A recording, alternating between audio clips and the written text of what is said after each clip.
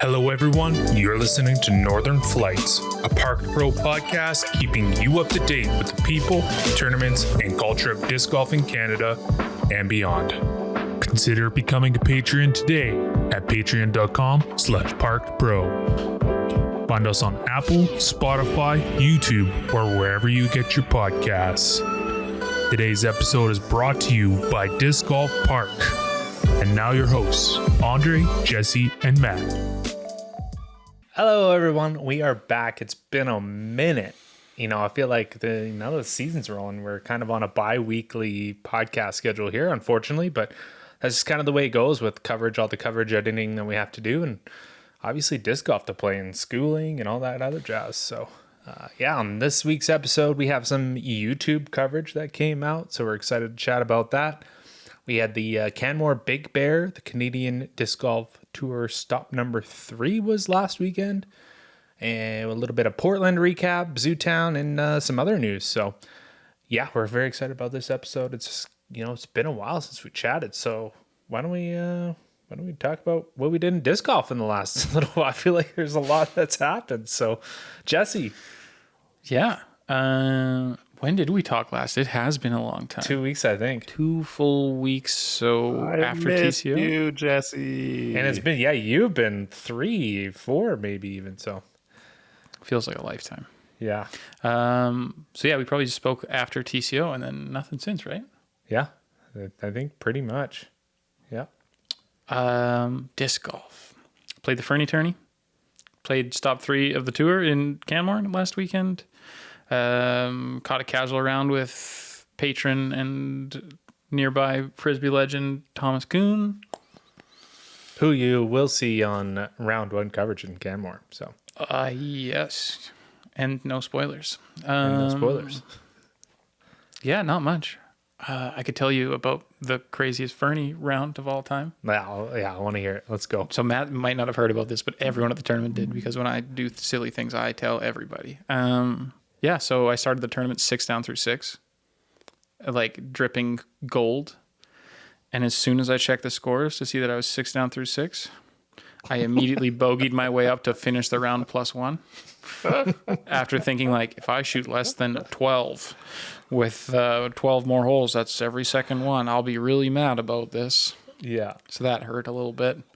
The funny thing about that was I was at the tournament as well. I shot the worst 2 rounds I've ever shot, but you caddied for me for the first few holes because we were in different pools. And I remember getting back from lunch and I look at the scoreboard and I'm thinking, oh, maybe I'll go caddy for Jesse. And I look at the scoreboard and you're 6 down. I'm like, nope, he does not need a caddy right now. I'm not going to mess with it. Yeah. I walked up to that par 4 with the baseball field on the left side.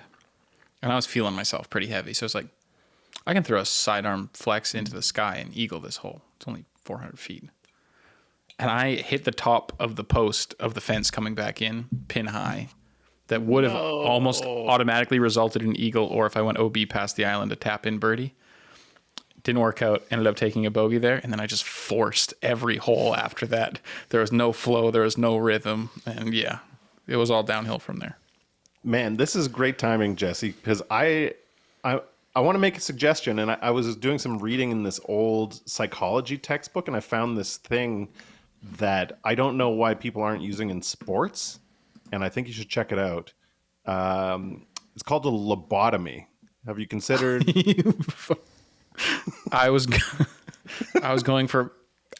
have bet all my money, and I almost cut you off to say positive self-talk, because I'm real bad for being negative. But yeah, that lobotomy might be the only way out for me now. Man, the number of rounds I have ruined for myself just by either playing well or knowing that I'm playing well is more than I'd care to admit. So I feel you on that one, man. Yeah, I was tough, but Fernie tourney ended up pretty fun. On all, little course, but great following there. Matt Packinen takes it down in a playoff as well. Yeah. Against Kevin Sheehan, who was, at least in the past, a top 3 rated player in the state of Montana. Kevin shot a 10.43 at Fernie second round to force the playoff. Holy. Yeah, it was actually the most exciting disc golf you could produce on that course. And then for people that have played Fernie, hole 1 is kind of like a spray and pray wall of trees. Like you can make a good decision, but there is, it's very tight. Matt threw his well enough to get a birdie. Kevin hit the first tree in the gap, hits the band from like 85 to push it. Like it was primed to go hard. But Matt took it down. Congrats to him. You'll see him at like every tournament we play. Mm-hmm.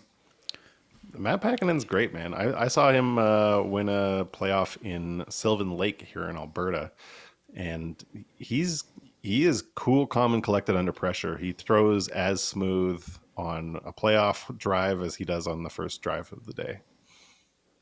Yeah, it's like a different philosophy. That guy's out there, and he's never forcing it. He's playing golf. Yeah, and it's impressive. The game 100% of the time. Yeah. The first time I saw him throw, he like threw a forehand on a backhand hole and left it short, and I was like, what's he doing playing with us? And then he like proceeded to surgically get every birdie he was capable of getting on the course with no bogeys. I was like, oh, it's me that doesn't deserve to be here. Yeah, Matt. Well, hey, congratulations on the 6 down, man. Yeah. That's Should a have good walked 6 off holes. there. Set the front 6 course record in Conroe. Yeah. You won those 6 holes. I had a coach when I was a kid playing soccer. My coach, we were a terrible team, and we would we'd lose 6-2, but we'd score the only goal in the second half, and he'd be like, "Great job, boys! You won the second half." Well, like as big a joke as that is, it's kind of like that short memory mentality that you need to be able to walk out in the second half, down 6-0 or whatever, and snap your fingers and play the game again. So yeah. So you won those 6 holes, man. They can never take that away from you. shredded them. Yeah, I honestly haven't done much other than that, other than Big Bear, and I think we'll get into that a bit later. So, Matt, did you get up to any frisbeeing other than behind the camera? Not much. Not much. I think I'm going out for a fun round tomorrow afternoon to break up the editing monotony. But yeah, I played. Actually, we got to play a fun round at Canmore before you arrived to town, Jesse. Me and Andre and Liam Hernberg, who helped us out with some still photography out there at Big Bear. 3 of us played, and as you could imagine, Liam Hernberg absolutely stole our lunch money. Yep, he sure did.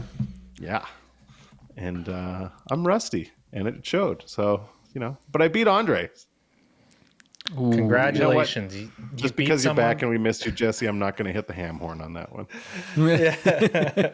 He beat me by I think a stroke. Yeah, came down in the final hole.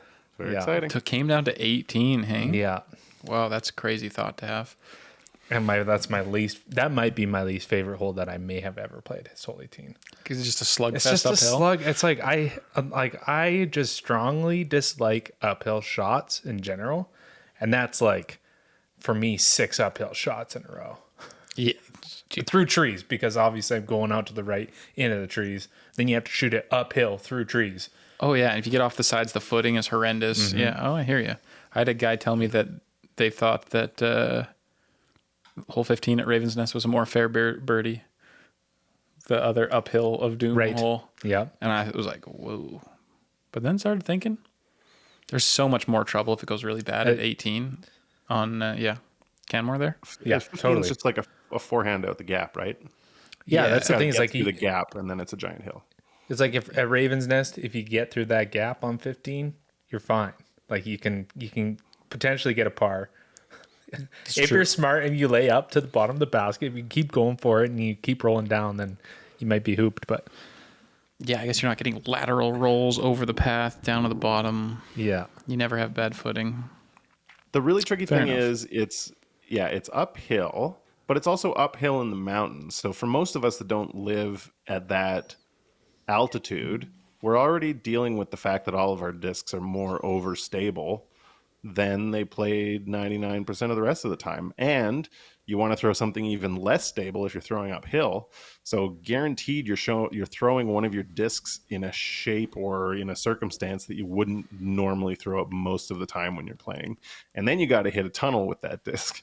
And then you can't go right, or else you're in the trees and rolling down a hill. And if you end up left, which is normal for us righties, you're throwing from on top of a barricade basically, and then you're doing a standstill throwing uphill with plastic you don't normally throw, and good luck with that.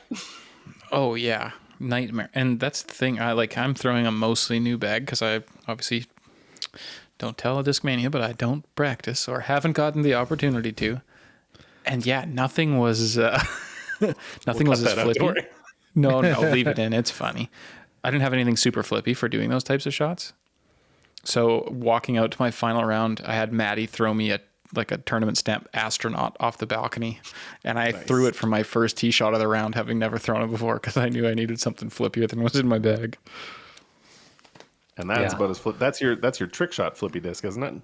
Oh, that's like a one finger hook fan grip spin putt, and it flips on you. Yeah, they're super fun.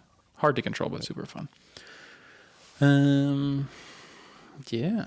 Cool. Yeah. I mean, I'll talk a little bit about my mental state after Fernie, because that was like one of those, it's one of those things, like with all the coverage that we're doing, I don't get a lot of opportunities to go play in tournaments. So it was like, oh, Fernie tourney, 1 day tournament. Jesse and I'll boot down there in the morning. I played the course like 3 times before this.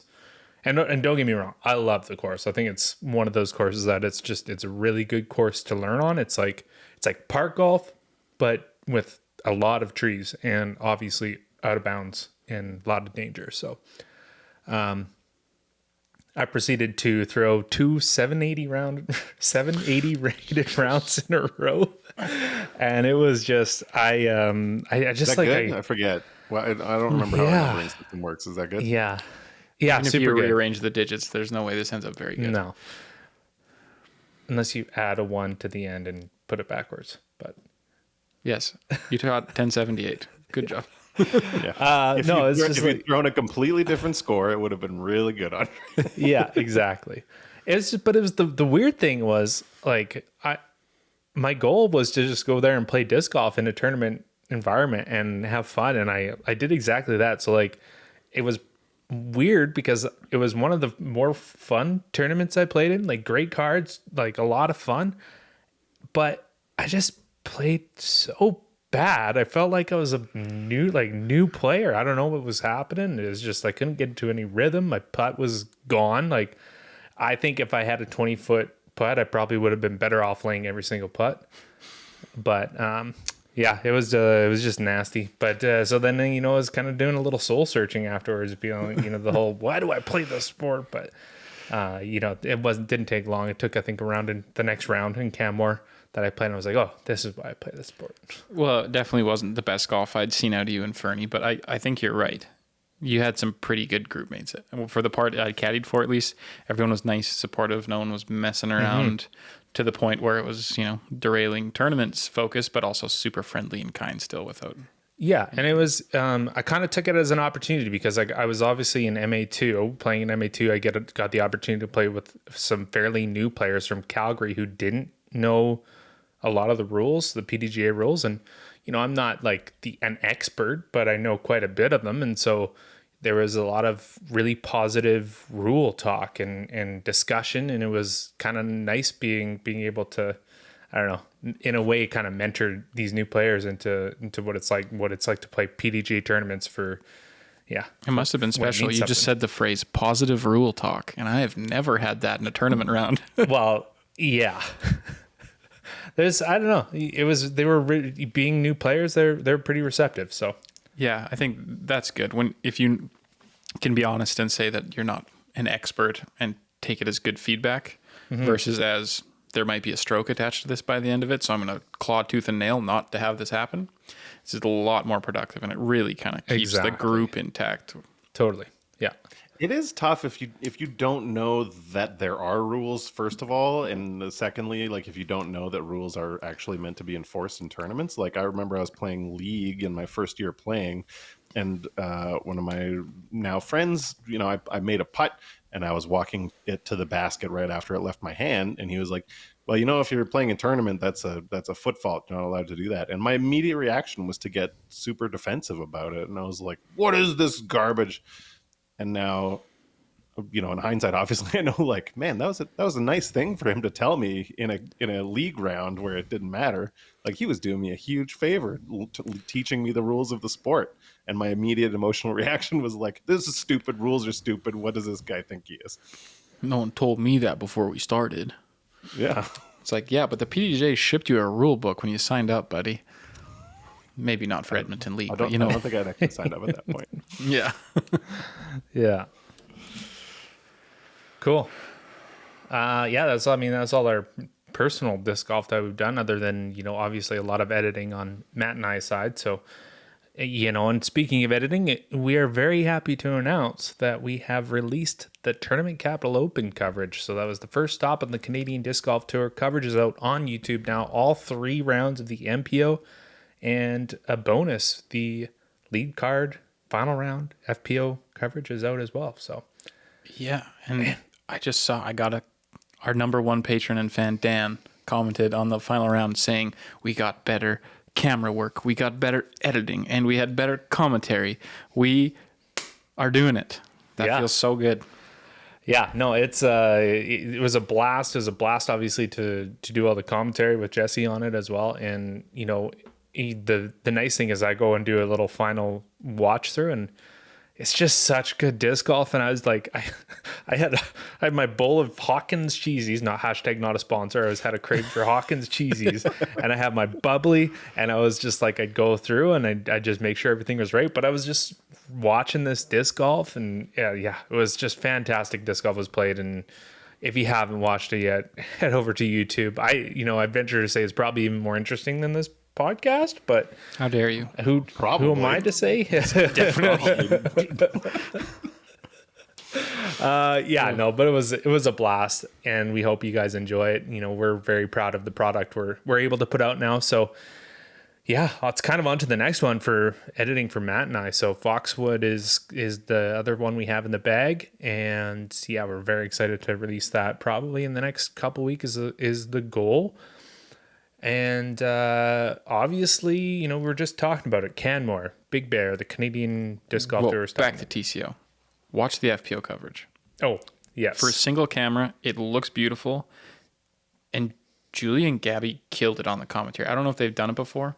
That was their first time. But yeah, my partner Caitlin watched it, and she's always like very critical of what people are saying. She said that was a great balance of still being fun enough for that type of audience and technical enough for competitive disc golfers. It was, and I watched it as well. I thought it was really, really good. Yeah, I think they did an amazing job, and they showed a lot of interest in continuing to do so. So yeah, very, very excited about, well, just generally the FPO division in general. I mean, I've been posting about it on our social media. Sophia Donica Crushes. she's got it. She's got an arm. She throws so far. And she's an aggressive player. So very excited to see where that division leads. Yeah, like I said, I threw it on. Oh, Nope. chicken? Huh? Go. You got, Okay, yeah, me now. I threw it on. I walked around the corner, and Sophia just has the most like laser focused, semi-angry looking face on, and I'm like, oh my goodness! And then she just like throws like 400 feet. And I'm like, oh, she's for real. Everywhere, attitude, skill, whatever. She's as real as it gets, and I think. Yeah. You said she's only been playing for like a year or something. I think a little bit long. I'm not sure how long she's been but playing. COVID disc golfer though. COVID disc golfer throwing 400 feet in FPO. Yeah, Pretty legit. She's not angry. She's just German. I was trying not to say it. I really got a lot out of watching while editing them play. It's so fun because when you're editing, you get to learn everybody's rhythms, because you have to scrub through and find, you know, because people have different lengths of time that they take before throwing. And Julie and Gabby were like shot almost the same and were polar opposites in how they approached the game. Gabby was super methodical, and she like went through a pretty extensive routine every time, and her execution was like robotically good. Like, she doesn't overpower you. She doesn't, you know, she's not putting in putts from 45 feet every time, but she's just so reliable, and her routine really takes her through it. And Julie is like, I think we almost had a hard time capturing all of her throws because she just grabs a disc and goes, and she just looks at the target and throws, and more often than not she does it extremely well. So it was really cool seeing the two of them battle it out at the top and have like two completely different approaches to the game. And yeah, I agree, they did a great job with commentary, and they had stats. You guys didn't even have your stat book handy. They had stats ready to go. I had the odd stat, thank you. You mixed in some stats. They may have been searched during the coverage, but no one had to know that. Yeah, well, it was great fun. Yeah, all of it.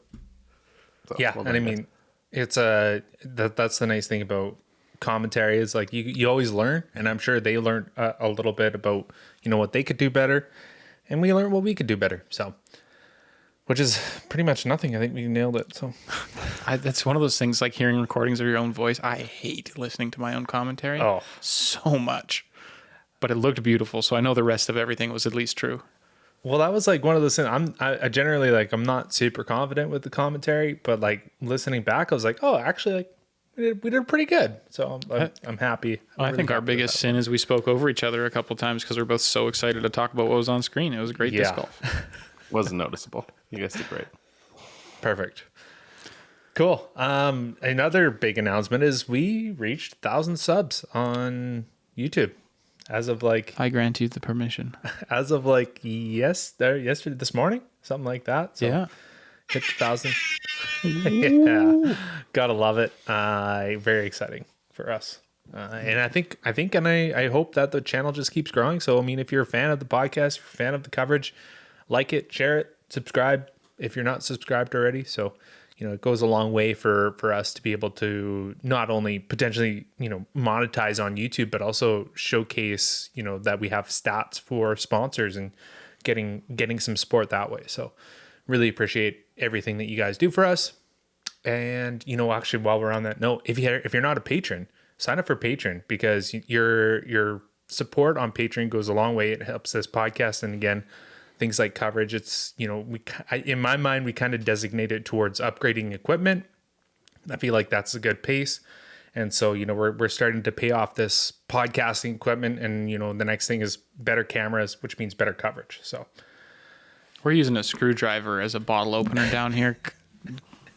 Just $1 per release. Come on. It's funny because there's actually one, right? Oh, buy the other screwdriver there. Don't tell them. Buy the other screwdriver, buy the other bottle opener. Yeah. So yeah, if you're interested in becoming a patron, patreon.com/parkbro. It's for as little as $1.50 a month. Super cheap. Cool. All right, and what's next? We got now we could talk Canmore. I cut you off of Canmore. Yeah. Canmore was a fantastic tournament. It was some very exciting disc golf. I don't know how many of our listeners have played the course, but I'm so excited to release coverage of it because it's one of the most beautiful courses in Canada, in my opinion. So, yeah, just like the views, if you could just go for a walk there is fantastic, but then getting to play disc golf in that environment is really a treat. Yeah, totally. And just Canmore itself. Yeah. It's a great spot, and every time I go there, I want to get fit because that's a fit city. They're all just super jacked, especially being at the Nordic Center where it's just like nothing but athletes are walking by. Yeah, some guy on roller skis is just shredding uphill faster than you're walking with your bag. Yeah, exactly. Yes, very very fun. But yeah, no, the coverage it went really well, and the disc golf was exciting, to say the least. So it's gonna be another banger. Yeah, it is gonna be another banger. Yeah, I'm trying. The no spoilers attitude around here is killing me because I want to talk about it. But let's just say the course played well. We had great weather, only a little bit of wind for maybe an hour or two that we had, at least in the A pool. Got that. Someone saw a bear on hole 17, so it lived up to the Big Bear Classic. Yeah. What else can we say? The tee pads feel great again. Like the upgrades that were made to that course are so noticed. And what kind of upgrades are those? You do the ad read now. I used to be the ad read guy or the ad makeup guy. But yeah, the disc golf park improvements there are fantastic. The basket upgrade, huge. The tee pads are fantastic. They're like 5 foot by 10 foot, perfectly level turf pads after playing on like exposed rock, break your ankle there for a decade prior. Mm-hmm. Huge. Yeah, like uphill gravel, like running uphill in a gravel pit for some of the tee pads. Yeah, Maddie did an amazing job, and the disc golf park equipment really turns it into the course it deserves to be. Yeah, and I mean, speaking of Maddie, just the tournament itself, he does such a good job running that tournament, getting 2 pools out on the course, total of 144 people on the weekend, and just everything went smoothly, and just does such a good job with organizing that tournament. So yeah, I mean, I wasn't huge on the 7 a.m. tee time. I get why it has to be there, but then we got like a 4.5 hour lunch. yeah, That part, I think he's done such a good job by padding it, so if there is any delay, everything still runs smooth. But God, make the AMs play a little bit later. I'm not built for this 7 a.m. stuff. I mean, doing all the editing and the coverage stuff, that break in between, we appreciated it because it allowed us to upload and back up all of our Clean some footage discs between up, rounds. right? So Get your memory cards emptied. Exactly. That's true. Never mind. And you guys are definitely much more important than tie for 38th or little whatever I Jesse. was here. Hey, spoilers, bro, spoilers. Oh no, I've told the whole world already. There's nothing's being spoiled by saying that. yeah. No, it was a fantastic time. If you haven't checked out that course and you have the opportunity for driving through, it's well worth it. Well worth the stop. It's great fun. Honestly, anyone driving into Calgary from the west, it's like a 10-minute drive off the highway, and it's high fitness, but still like a 2-hour round. Mm-hmm. If you're ever planning a pit stop doing that drive, that's the stop to make. Unforgettable. Definitely. All right, we brought it up earlier. Tee pads, baskets, disc golf park. It's a unique disc golf course concept developed in Finland in 2005, and it is based on the idea of building sports facilities in an environmentally friendly way. Disc Golf Park provides great experiences for players of all skill levels, from beginners to professionals. Our main ideology is to introduce disc golf to new audiences. There are several options to suit any kind of course, and all official disc golf parks include professional and safe course design, Disc Golf Park Pro targets, tee pads and tee signs, and an info board to welcome players to your course. The Disc Golf Park World concept consists of multiple courses designed for different types of players. Multi-golf is a new, fun activity for the whole family, and in multi-golf, 3 forms of golf are played: foot golf, disc golf, and park-style pitch and putt. School Disc Golf Park offers students a new and exciting form of exercise for the physical education classes. A course suitable for schools can be designed even in a small area, for instance, a schoolyard. Furthermore, the costs of School Disc Golf Park are lower than those of regular disc golf parks. We also offer private and group lessons or clinics. For more information, check out the website at discgolfpark.com and request a quote today. It's that easy. Yeah, there you go. And I mean, if you're in the area, you're in the Canmore area, and you can link up with Maddie, you may as well.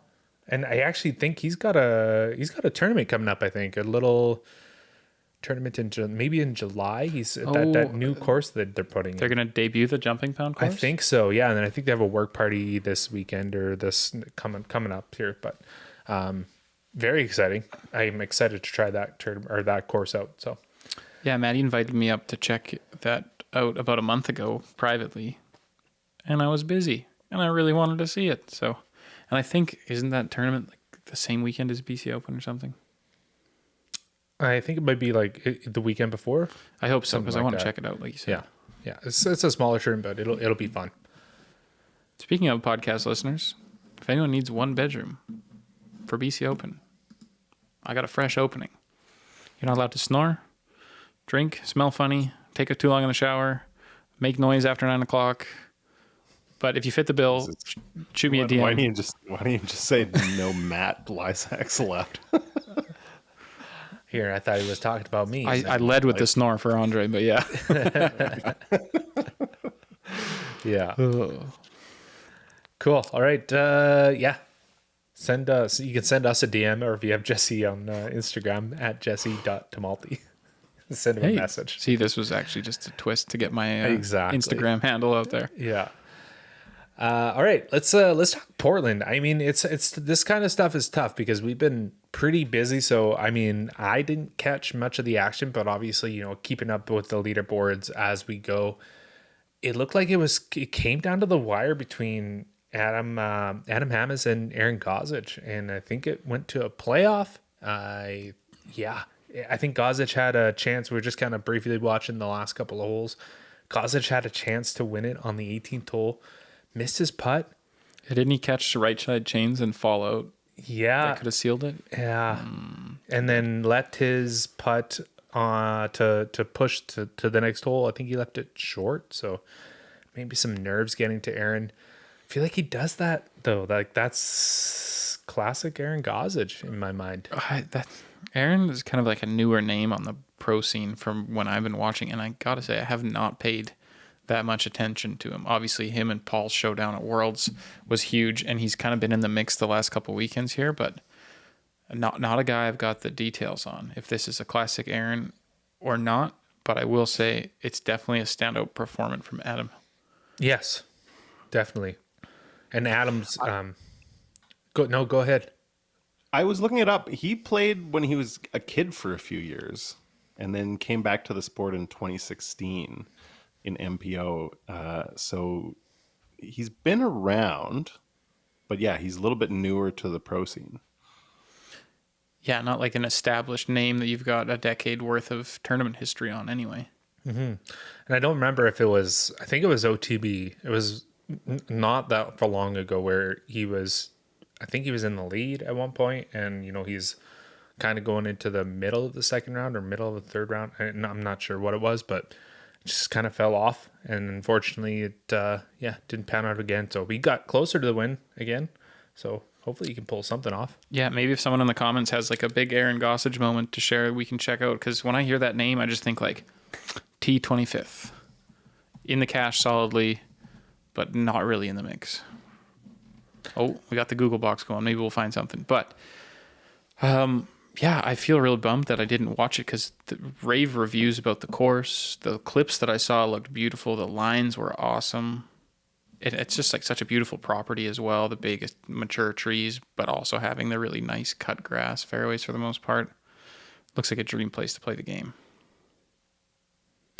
Yeah, totally. I was just kind of looking up. We're going to get to it in a little bit, but I do believe Aaron Gossage won the Cascade Open.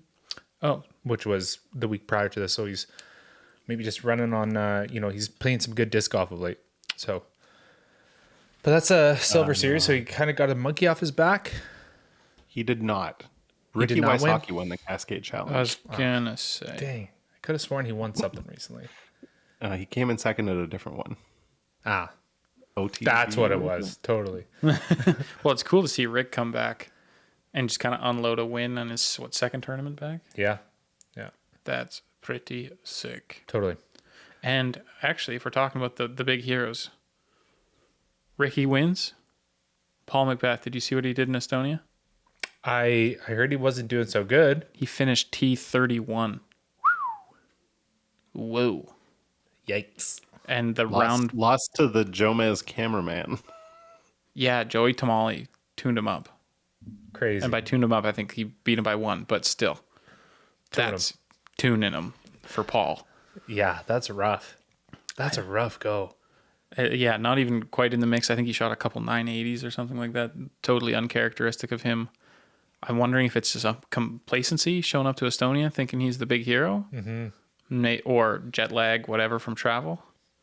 Yeah. But he's now playing in Croatia, and he made some Instagram posts thinking he had the best practice he's had in recent memory, and he's ready to shred. So I'm wondering if that's smoke and mirrors for the fans that are saying he's choking, or if that's the truth and he's doubling down and refocusing. Yeah, I remember mid-tournament when he was down in 16th place, his post was beast mode. That's what it's going to take. Yeah, and then he shot one down. Yeah.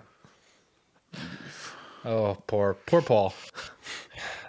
I feel like he's transitioning into Paul Macbeth, the global ambassador disc salesman role in his life.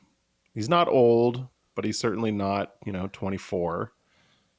And he's not a big tall guy. Like he'll have declining power. He was the power thrower as much as there were power throwers, 5, 6, 7, 8 years ago.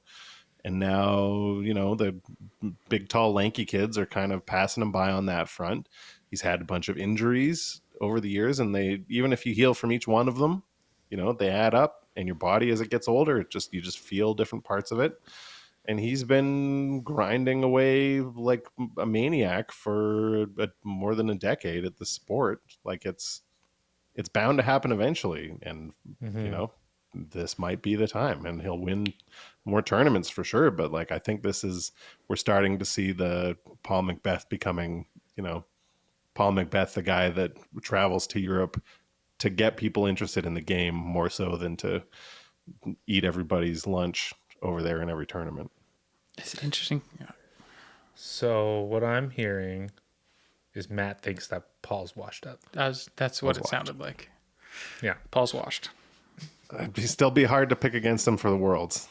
Yes. Until he stops doing magical things, I'm not going to pick against him in big tournaments because he hasn't stopped doing magical things at big tournaments. That's in why over a it wasn't. decade. The Estonia Open wasn't a big enough tournament. That's why. Yeah, not enough magic involved. Well, How many tournaments you got to win before you start getting a little bit bored of competing at A tiers? 50? Yeah. it's one more than that. I want to talk about this a bit more actually, if we have some time. Yeah. Because the big thing here is I think it's maybe easy to make that point now when he's had kind of a lackluster season this year, like maybe his worst DGPT and major finishes to start a season that he's had in recent memory. Does he go to Estonia because he thinks it's his time to be global ambassador, Paul Macbeth Foundation handshake guy? Or does Discraft send him to Estonia to be disc sales guy as part of his contract or otherwise? And it just happens to line up with a season where he has had a poor start. I think both, because he'd planned to go 2 years ago to make the same trip, which was like relatively early on in the Discraft thing. And I gotta think both he and Discraft were like, man, there's a whole market over there, and we have no representation really. Like the Trilogy brands have a lot of representation over there. Innova has historically had a lot of representation over there, but Discraft has been a very American company. So I bet both him and the company were like, we got to get me over there.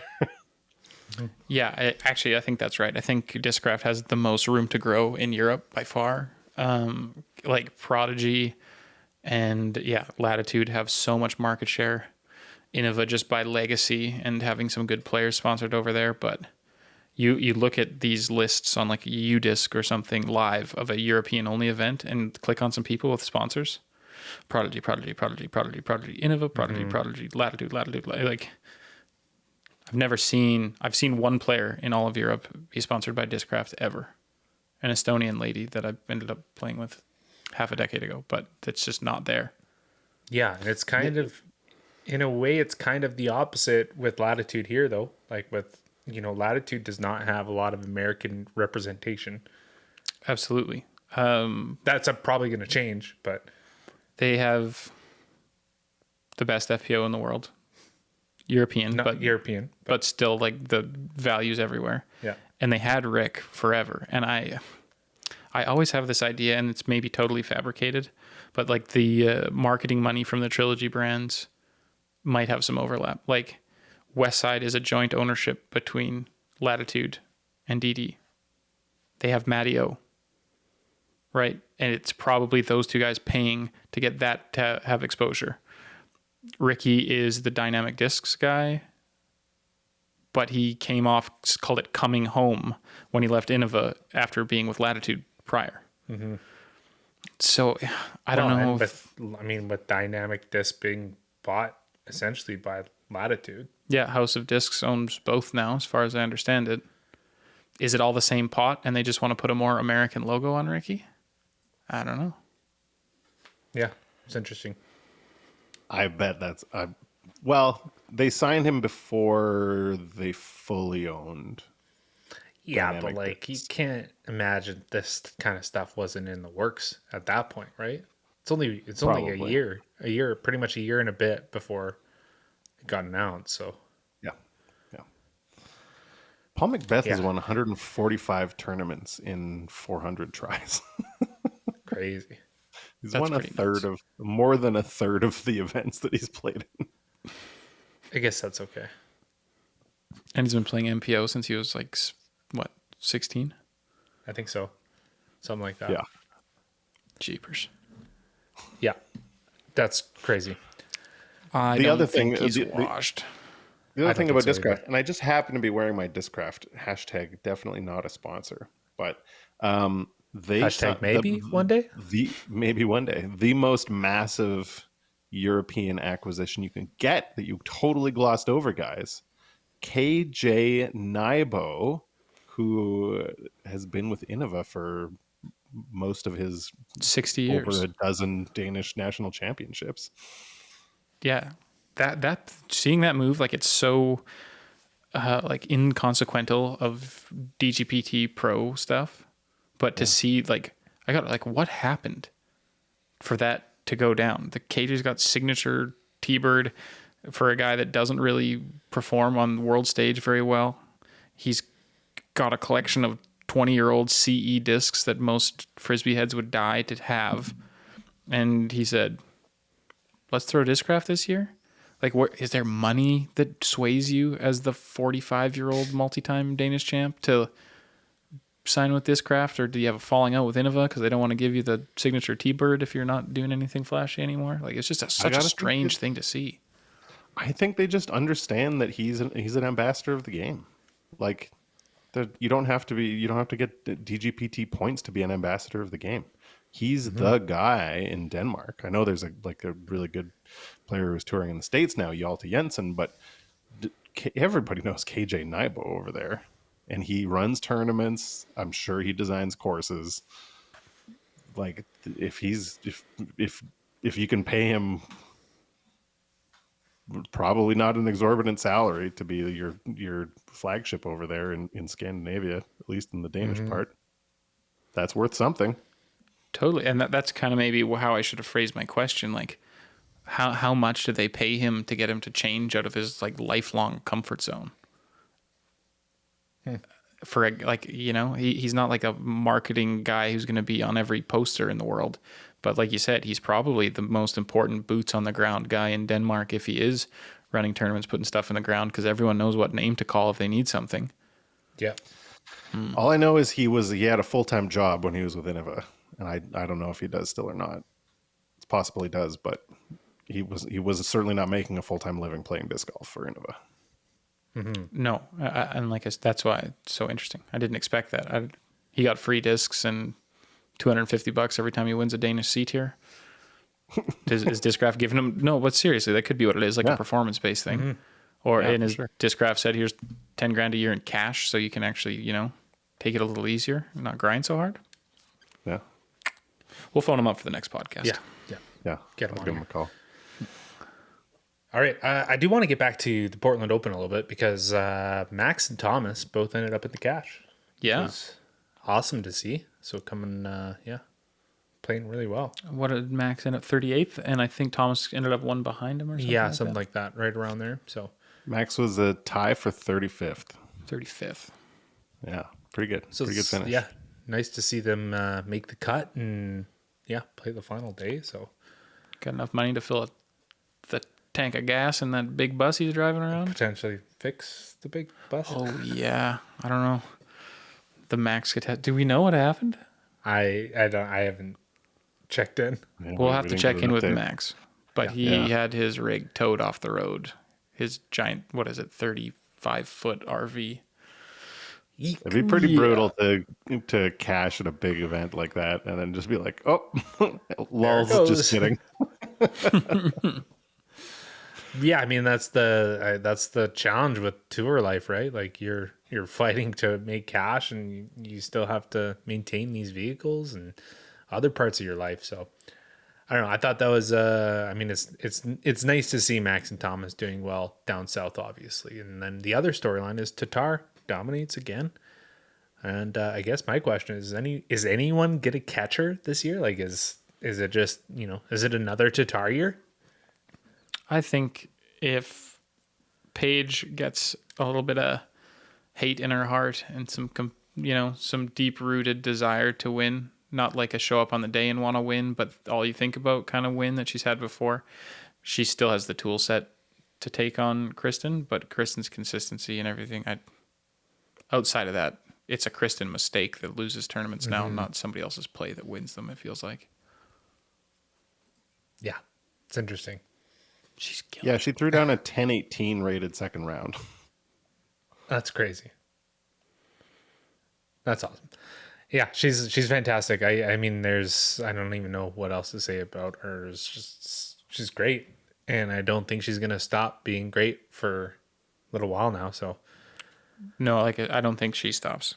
Is Haley King the great savior? That like she gains some muscle as she matures and gets her head straightened out a little bit? Like who can do it? She'd be my pick for the person that could, her or Ella, once Ella refines the sort of touchier and control parts of her game. Obviously, being able to chuck a disc 500 feet is going to be a bonus no matter who you are. I think those two are the ones. Haley's just got such good form, backhand and forehand. And when she's on with her putter, she's as good as anybody, but she's just inconsistent with it. Yeah, finding some consistency for her would be huge.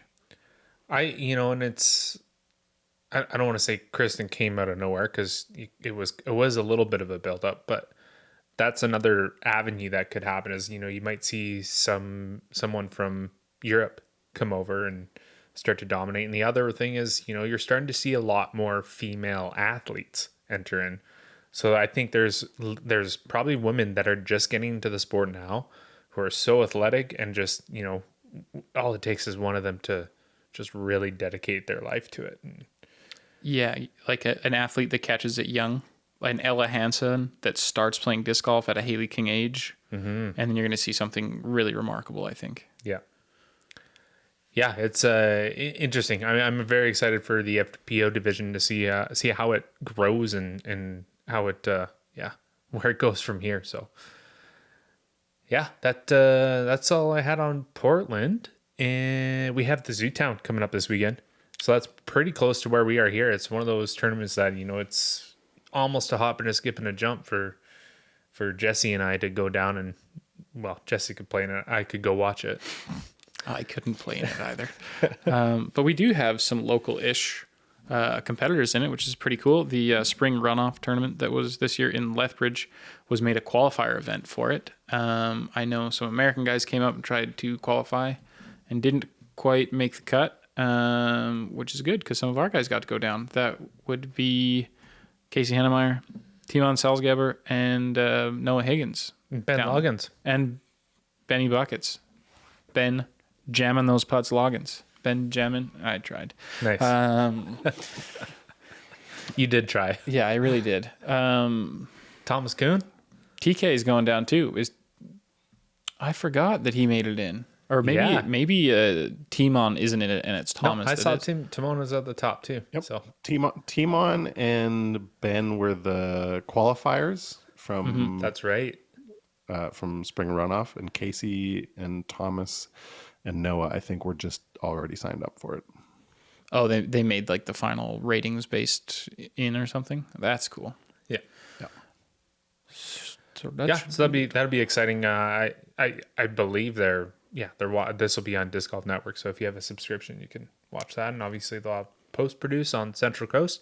So, be cool to see some of those guys make it on coverage. Well, and this layout, interesting enough, if you're interested in this kind of course in this part of the world, Central Coast has filmed this course in the past, and there's coverage out there. If you watch it, you'll notice there's a lot of 250-foot holes, which people were kind of concerned about.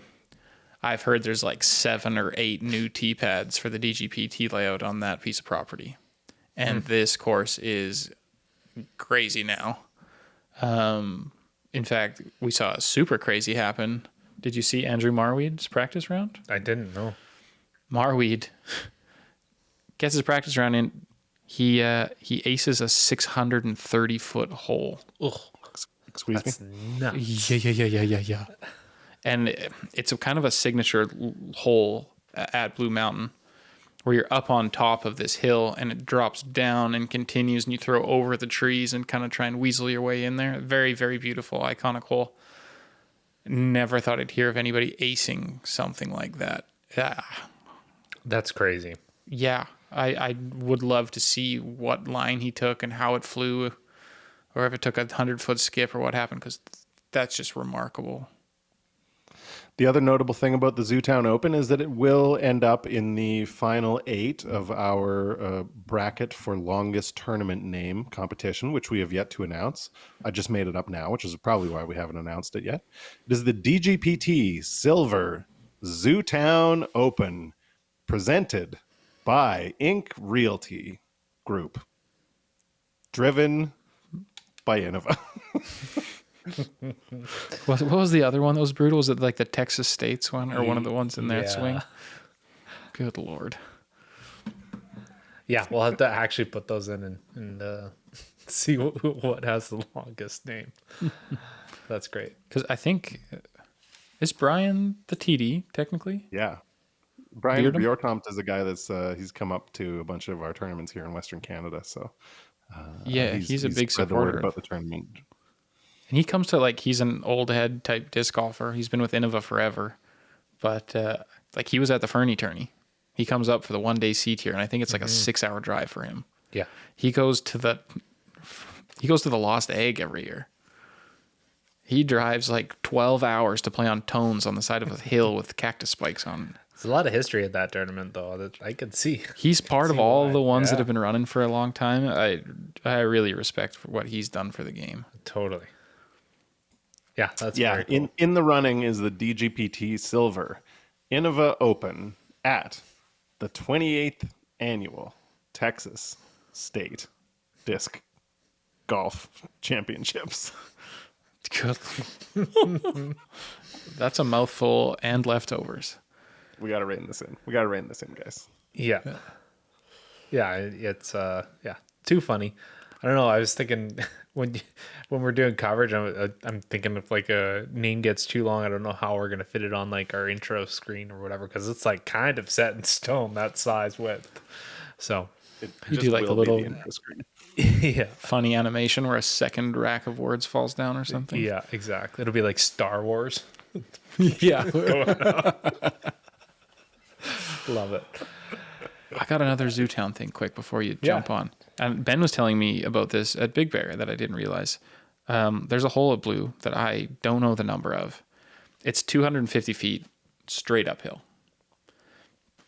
And I don't know, Noah posted it. and Yeah, I saw Noah's post on that. 250 plays like 450, Yeah, which is crazy. Apparently, there's a further tee pad that's 150 feet across a road back from that. And we got talking about all the old guys around here that used to play, and some or many of you, depending on who's listening, will know a gentleman named Mark Dakov, Bonapane grip throw-in Masters player who's been around everywhere. Turns out he used to be an extremely far power thrower as a young guy, and I didn't know that. I've only known him as an older gentleman. He's got one to the circle or something off the tee, and they like the course maintainers, owners, whatever, have literally buried a rock in the ground there, and it's called Dakov's Rock, so you can see how far up the hill he got, because no one had ever gotten anywhere close to that before. that's crazy. Fun fact. Yeah, just a little- Mark Dakov, former mini disc golf world champion. yeah. Talking about guys that have done a lot for the sport and been around forever. He's not small, for the listeners that aren't familiar with they have a championship with the disc minis that we use as markers. They have a world championship for that with mini baskets, and he has won the world championship of that. Amazing. I gotta wonder, Regular like, size guy. how many days that him and Chad have played minis all day together or something, you know? Ugh. Yeah. Yeah. Yeah. So we also had a couple weeks ago, we had the Tim Selinsky and Philo, and it's a major in the Masters division. So Philo wins his first major. And but notable is that Stuart McKissick finished third. So great showing from Stu. He's obviously a very talented disc golfer. And yeah, that was pretty cool. Yeah, Canadian on the podium at a major is huge. Masters or otherwise, great exposure. Really happy for Stu for playing as well as he did. That one is covered somewhere as well. You can watch that round, and you should. I'm not sure who's got the coverage. If it's Ace Run Pro, I think maybe one of those lesser known ones. I think so. Yeah. And yeah, Philo finally getting a big tournament win, first of his career. You could see the emotions kind of hit him, and Philo might not be my favorite guy, but holy, that was a big moment. You felt the energy when he did it over Kale as well, who, right, just a fresh 40-year-old and fierce competitor in any division, to a playoff. Yeah. And what was it? Kale left it like 40 feet and hit the band or something, and Philo knocked in his 20-footer to end it on the first hole. Yeah, that's crazy. He's played 3 tournaments this year, Philo. He played the Samui Swine in February, which is like, a trip to Thailand, basically. Yeah. And you get to play disc golf when you get there. And he played in Jonesboro. And that's his entire season of tournaments so far. He has basically become a full-time media guy. And it turns out he hasn't forgot how to golf. No. Yeah. That's so good for him. On the FPO side, or FP40 side, I guess, Owen Scoggins wins the FP40 side, and in commanding fashion. So Yeah. Going into that tournament, I thought Jen Allen would be the one, because she has had a heater of a season. I don't know what her worst position is, like third or something when I looked a couple months ago.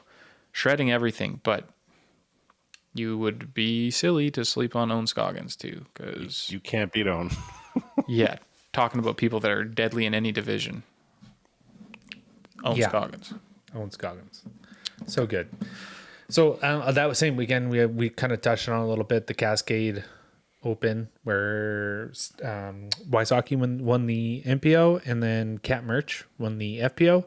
But the biggest news coming out of that one is that Nate Sexton out of the cash. Yeah. For the first time in a very long time. I can't, what was it, 15 years and 200 and whatever tournaments? Something like that. Yeah, it's nuts. Yeah, that sounds about right. 2008 was the last time he didn't make cash as a teenager, and he cashed every event since. Yeah, it's kind of like an end of an era almost. I hope he bounces back into the cash in the next few. I don't know how he did the Portland Open, but yeah, that's unfortunate for him. But I mean, it was bound. I think it was bound to happen at some point. For sure, we saw a lot of that stuff happen. Like Kale recently lost his cash streak, which these ones are kind of complex, because Sexton, for people that don't know, that is not a record cash streak by tournaments. Kale actually had like 30 or 40 more tournaments that he cashed, but I think it was the longest active by time at 15 years, which is still insane based on a guy that's played a full touring schedule for a decade or more now. Yeah, Cash is top 40% in the division, and he's been playing Pro Open at the highest level for most of those 15 years, I would say. Well, and then the cash rule changed like 3 or 4 years ago, right? It used to be top 25% or top 30%. I remember they extended the cash line quite a bit so that more people could make more money and keep touring, yada yada yada. But like, that means he was really killing it for the first bit there. Yeah, I don't know. Impressive any way you slice it. Nate Sexton's interesting because he has been in the top 5 and definitely top 10 players for a good portion of the last decade. I wouldn't say he's in the top 10 anymore. He's maybe just kind of knocking on the door of that. He's like 1030-ish now. But he's also like one of the few disc golfers that has a guaranteed career for the rest of his working life in disc golf. If disc golf is still a sport that supports people having working careers. And I just think of it like how unusual that is to have a guy that, major winner, can't take that away from him. Mm-hmm. And he could do commentary or media for any organization probably until he decides to retire from the sport. Yeah, and honestly, he is still capable of putting a run on things. Like we saw, was it Worlds when I was at the Fort 2 years ago when the holy shot occurred? Yeah, he ran it up to like third place from 12th or something in the final round. Like he's still got the moves. He's got some funky moves too. I think he was top 10 at Worlds and USDGC last year too. Wasn't that last year as well? Like couple of top 10s again. Oh yeah, he shows up at majors. Yeah. But did you watch the coverage of him? Where was that? The most recent coverage. He made like a chase card gatekeeper thing. It was at Milo. And he was fighting for his cash streak there. Did you see the shots he was throwing? No.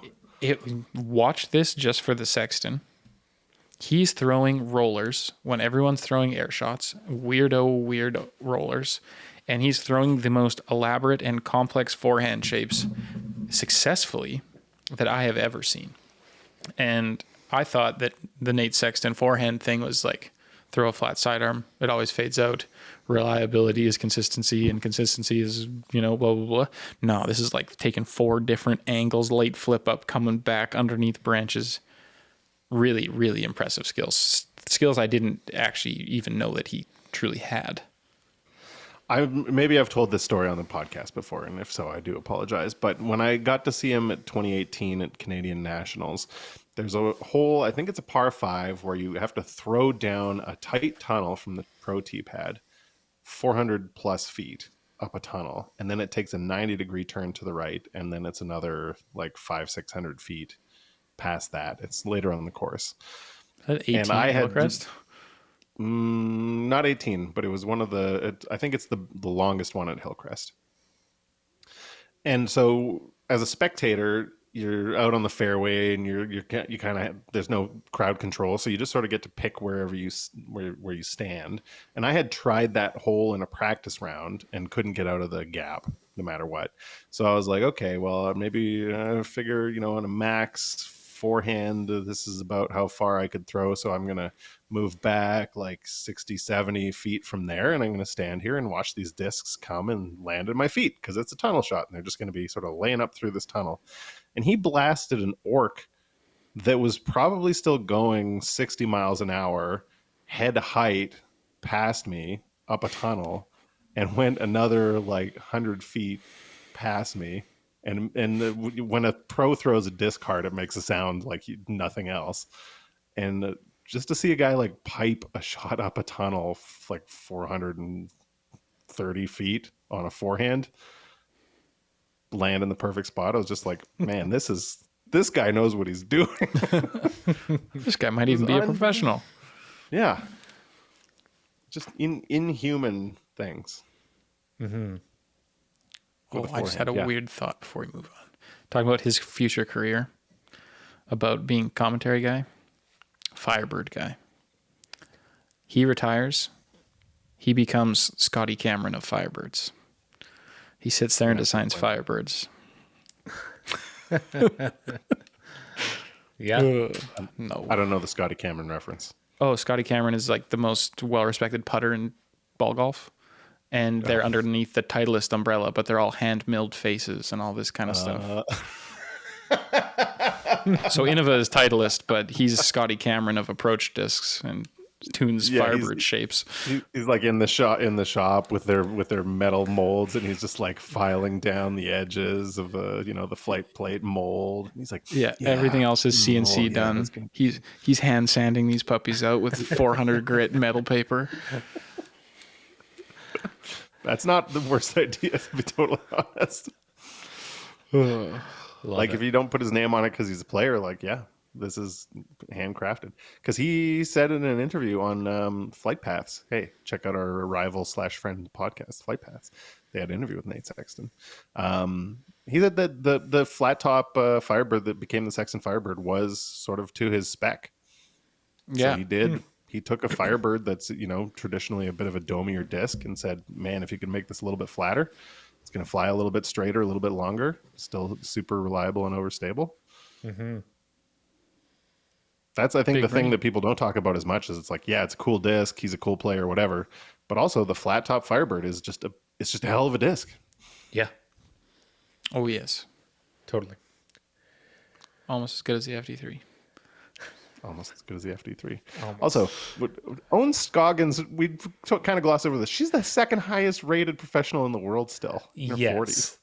Crazy. 977. 977. Dude, insane. Katrina Beyond Allen impressive. is not rated that high. Paige Pierce is not rated that high. Valerie Mondahano is not rated that high. No. And they don't deserve it based on the consistency compared to Own. Like, her thing is not pulling off miracles. It is just showing up and doing her thing consistently, and she does it. Real well. Cool. Well, I mean, I think, I don't know if you guys got anything else, but that's all I got. But before we do take off, we should do our giveaway. Oh man, I got so many giveaways. Yeah. The alien disc giveaway. We do have a giveaway coming up that we'll announce after we give away the alien disc giveaway. Do you want to give, because you have 2 discs, do you want to give away both of them? I got the list here. Well, because we got more than that. For the people that listen this far, you'll get a sneak peek. Alien's probably going to go out right away. I think Andre's going to roll them off here soon. I got another disc from Thomas Gilbert at TCO to give away. It looks like I got something with Thomas Gilbert's name on it beside me from Andre here. I've got a disc to give away from the Big Bear Classic Stop 3 winner, who I will not spoil. We also have a Big Bear Classic disc to give away at some point. So I think we're gonna have to run some giveaways on a weekly basis going on here, because we also have 4 or 5 discs back there that are slated for giveaways. So the way this works, we're gonna give away these alien discs, and I believe you have 2 of them. Is that correct? We're gonna give away both of them as part of this alien disc giveaway that we had on our social media. And so all you had to do was message us, DiscGolfPark, and we had a few entrants. And then if you're a patron, you're automatically entered as well. So, and you can get entered more for that. And there's a good chance that, one of these patrons is going to win, because I think we had 6 or 7 people from the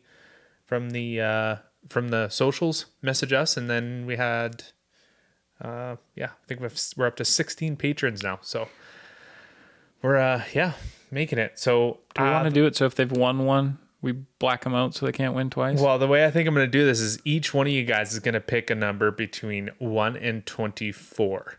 Because that's how many people we had. Because that's how many people are entered. And I have them on a list. It's blacked out. I don't know if you're watching YouTube. I got my screen right here.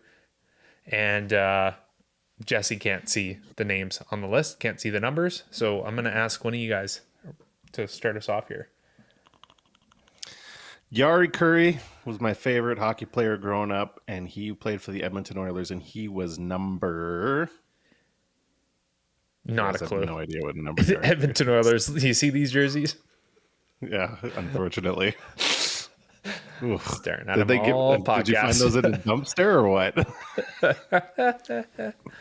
Number 17, Yari Curry. All right, and what's your number? 2. Number 2. All right, so we'll start with 17. That is 1.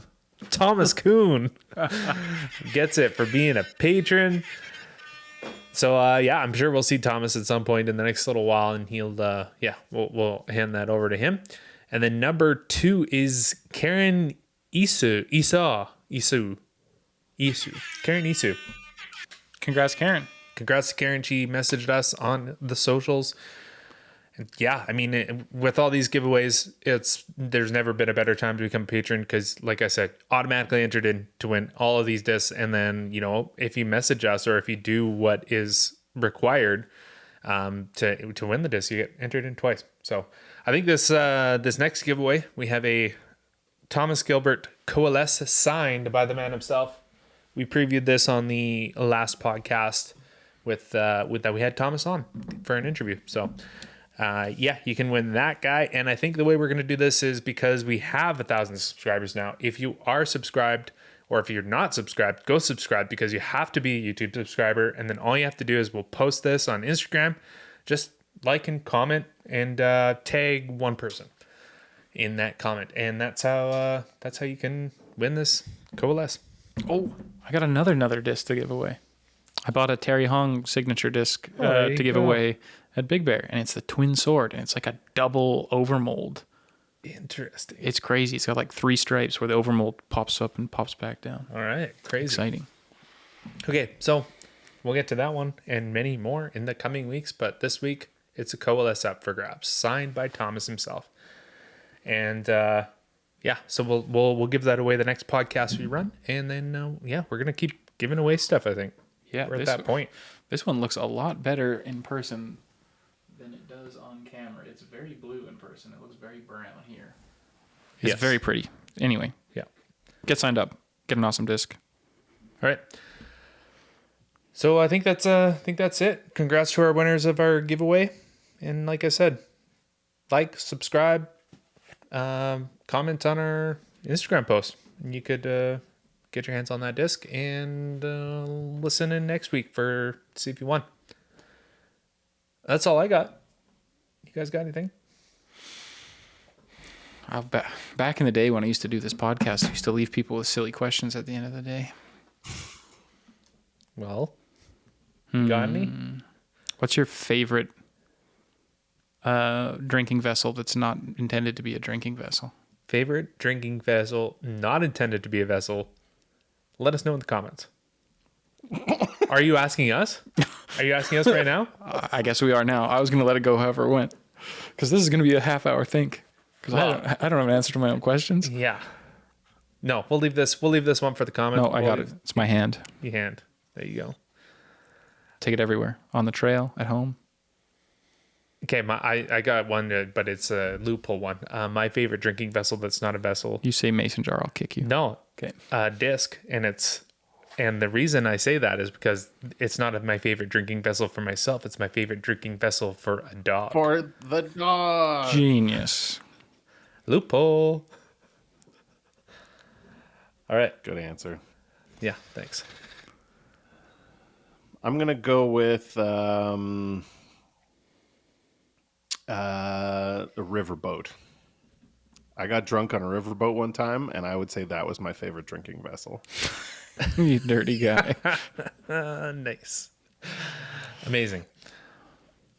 From all of us, from all of us here at Parked Pro,